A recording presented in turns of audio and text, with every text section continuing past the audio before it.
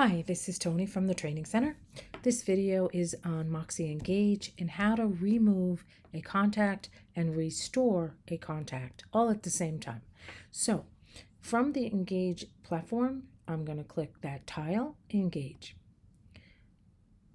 What's going to pop up is my dashboard, and just give me a second because I have to get out of a certain mode into another. There we go. So now my dashboard will appear on screen. I want to go to the tab that's over here, the People tab, and I click there.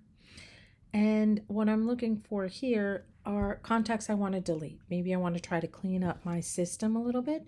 So I'm going to just go to, and I'm going to grab this person here. Actually, what I'm going to do is click on this person. It's not a real person. This obviously is a fake contact of mine that I'm just using for this class.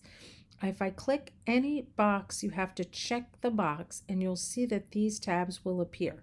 So if I do not have the box checked for that contact, and you can do several at a time, I'm going to click the box and I'm going to press remove.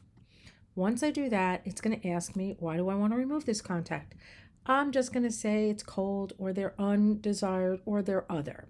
I usually just go with other, play it safe, and I'm going to remove that person.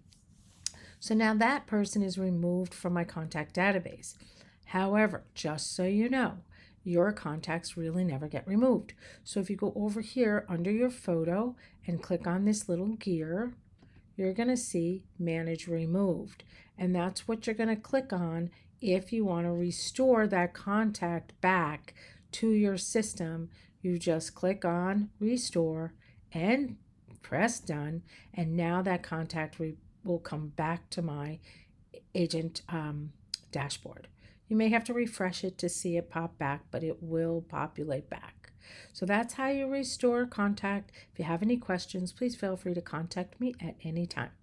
Thank you. This is Tony signing off.